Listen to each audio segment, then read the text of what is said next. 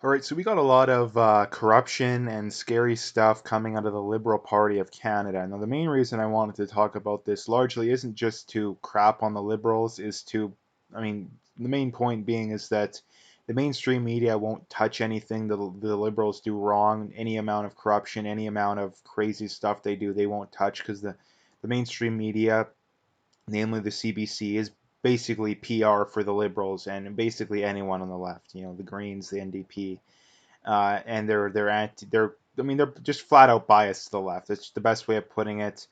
And the problem, and again, the main story. I mean, there's two stories I wanted to get into. The first one is this. I mean, the story's out of the National Post, and this has been going back for a while now. It's back in the news, but this story is originally from when is it from? January, yeah, January 29th. So again, this is a long time ago that this stuff, or quite a while ago, this stuff came out, and it's titled "Opposition Pushes for Audit of Trudeau's $187 billion infrastructure plans, underscoring weakened Liberal position in the House." Now again, a lot of this money has miraculously gone missing, or at the very least is unaccounted for. So the problem being is that where has this money gone? Like, where is it gone? Now, I think we know that a lot of it is kickbacks to the Liberal friends, the buddy. And again, I'm not. The thing I wanted to point out here is that I don't think that the Conservatives or people on the right are immune to this kind of stuff. The difference being is that everybody knows that people on the right will admit politicians are naturally corruptible. The problem is people on the left, and this is pretty well in general exclusive to people on the left.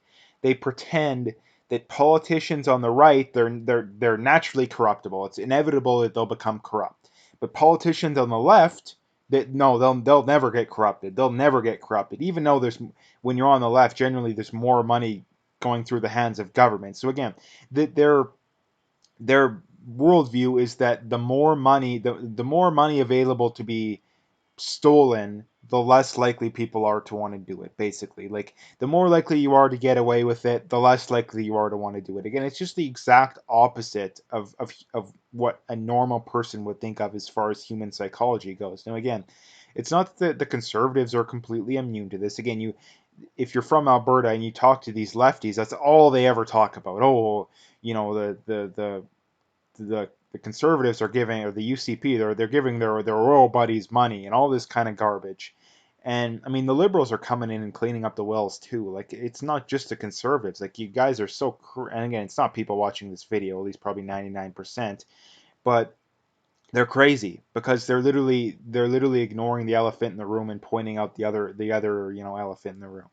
Like, both sides do this kind of stuff. I mean, the main difference being is that under the Liberals, under the NDP, we have a corrupt government where the economy sucks. The economy sucks. Taxes are sky high, no job growth, massive immigration, driving up the cost of housing, carbon tax, all this kind of stuff. Under the conservatives, we have corruption, or at least actual conservatives, but at least we have less taxes. We have less. I mean, we usually have less immigration. We have less regulation. We don't got a carbon tax. So does the corruption exist? Absolutely.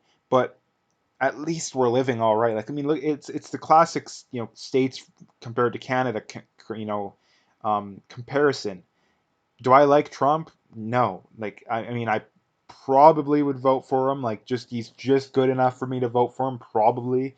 There's a lot more to get into, caveats to throw out. So, but the point being is that probably, and partially just for the problem being is that the Democrats have gone so far off the deep end. And it's the same thing in Canada too, that if the Conservatives can muster up a half decent candidate, like better than Scheer, someone who actually is going to cut taxes, someone who actually wants to push back on the carbon tax, who actually wants to push back on mass immigration, I mean, getting rid of these BS gun control stuff is an absolute. I mean, I wouldn't even consider it unless that's not one of the things involved, let alone two or three of those other things. Like, I wouldn't even consider it. But the problem being is that if the Canada stays under liberal rule, we are headed the way of socialism, which inevitably the entire system collapses, and I mean literally collapses. So for all the people out there that are very pure in their political beliefs, saying, "Oh, I would never vote conservative," I don't believe that. I mean, I don't agree with most of their values. The problem being is that the alternative is socialism. So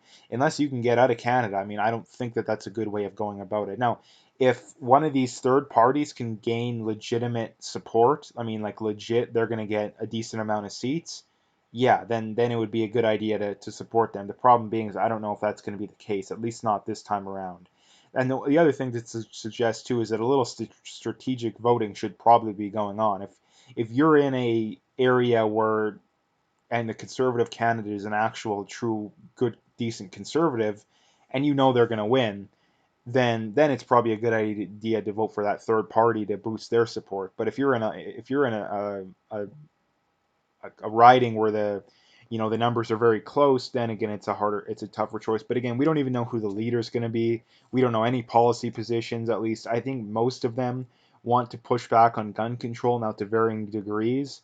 But again, if we can get a conservative leader that not only wants to get rid of all the new gun control BS, but even push back on some of the stuff that existed even before then, that would be enough for me to consider voting for them, assuming they don't want to go completely full on lefty on all the other issues. So, again, this is an issue that's it's a big issue now. Where is it again? Where is all this money gone?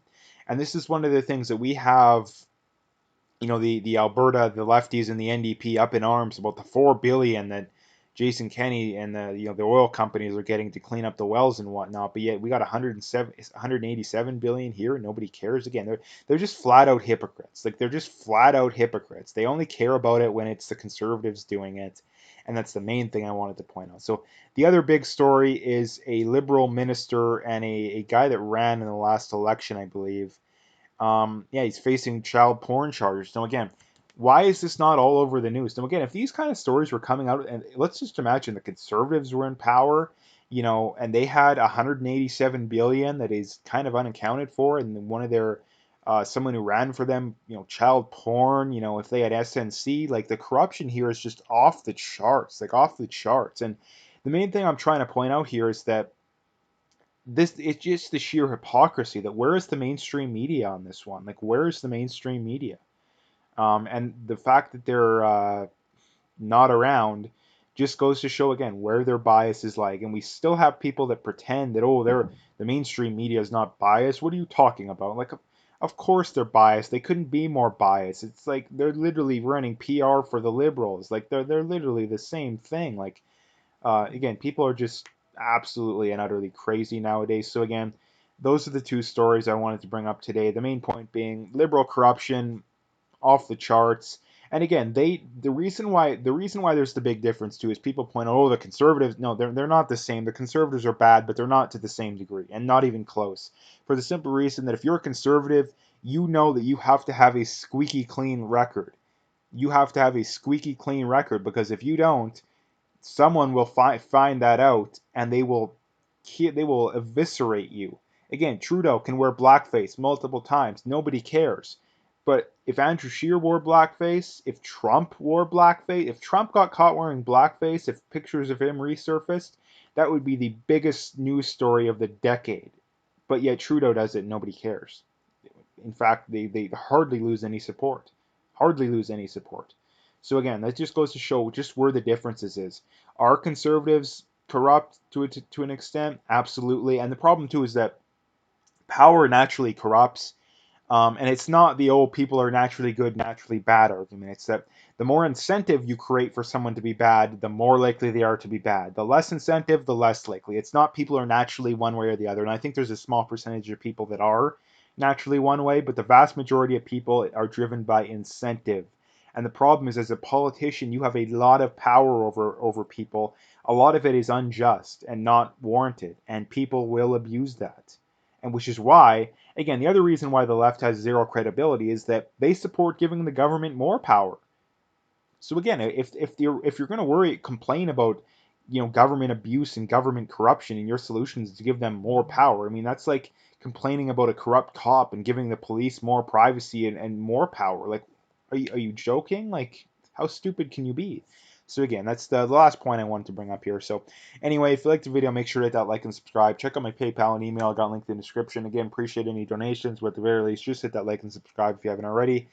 And last couple things, check me out on Twitter if you haven't already, and check me out on BitChute. All the links are in the description, so you can find them all there.